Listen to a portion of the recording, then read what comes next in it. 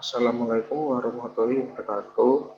Jumpa lagi dengan saya. Kali ini saya akan menjelaskan mengenai pengumpulan data penelitian kualitatif. Saat penelitian berlangsung, peneliti harus mengumpulkan data untuk memperoleh data yang diinginkan dan dapat mempengaruhi kualitas data hasil penelitian.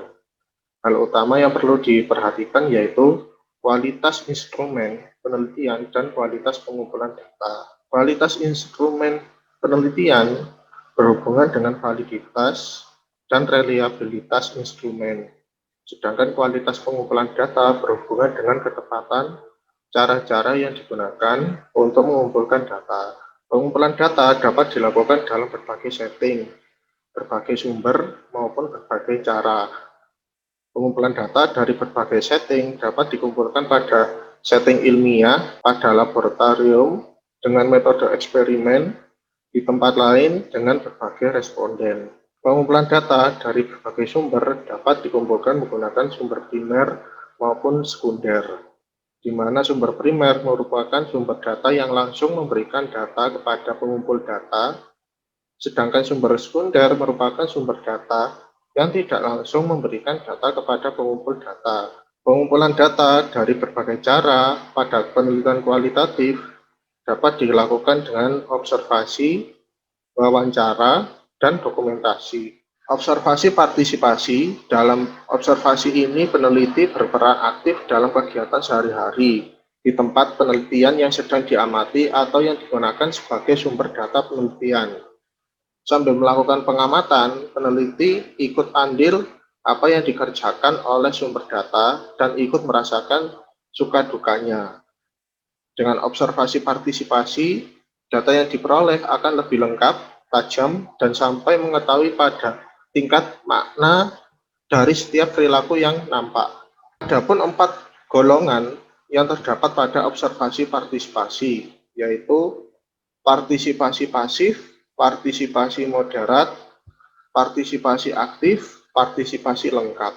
Observasi terus terang dalam melakukan pengumpulan data menyatakan terus terang kepada sumber data bahwa sedang melakukan penelitian, sehingga yang diteliti mengetahui sejak awal sampai akhir tentang aktivitas penelitian. Tetapi dalam suatu saat, peneliti juga tidak terus terang atau tersamar dalam observasi. Hal ini untuk menghindari kalau ada data yang dicari merupakan data yang sangat dirahasiakan. Bila dilakukan terus terang, maka peneliti tidak akan diizinkan untuk melakukan observasi. Observasi tidak terstruktur adalah observasi yang tidak dipersiapkan secara sistematis tentang apa yang akan diobservasi. Hal ini dilakukan karena peneliti tidak tahu secara pasti tentang apa yang akan diamati. Dalam melakukan pengamatan, peneliti tidak menggunakan instrumen yang baku, tetapi berupa rambu-rambu pengamatan.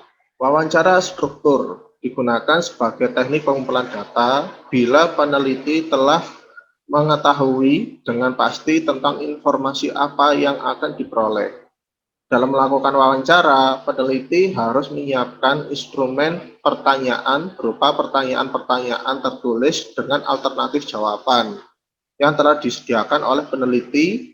Dengan wawancara terstruktur, setiap responden ataupun informan diberi pertanyaan yang sama dan peneliti mencatatnya. Wawancara semi terstruktur dapat dikategorikan in-depth interview, di mana pelaksanaannya lebih bebas dibandingkan dengan wawancara terstruktur. Tujuannya adalah untuk menemukan permasalahan secara terbuka, di mana pihak terkait diajak wawancara berkaitan opini maupun ide-idenya.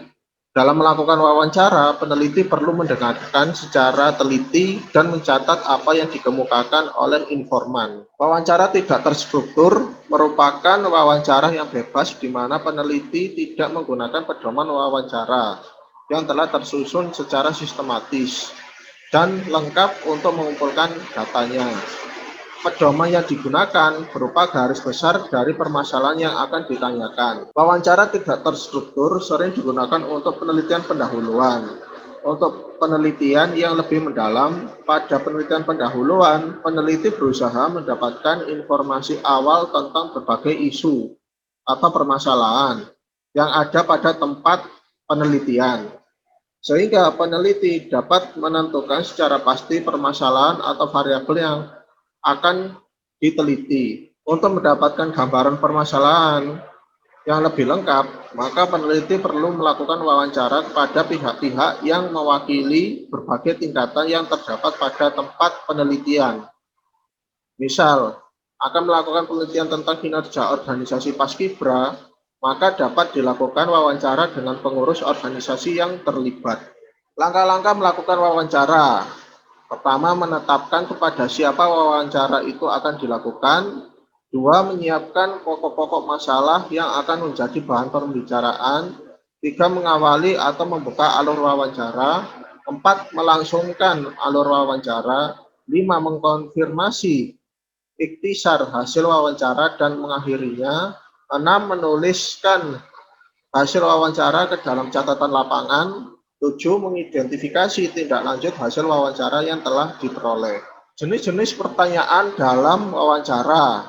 Pertama, pertanyaan yang berkaitan dengan pengalaman, pendapat, perasaan, pengetahuan, pertanyaan yang berkenaan dengan indera, dan yang berkaitan dengan latar belakang atau demografi.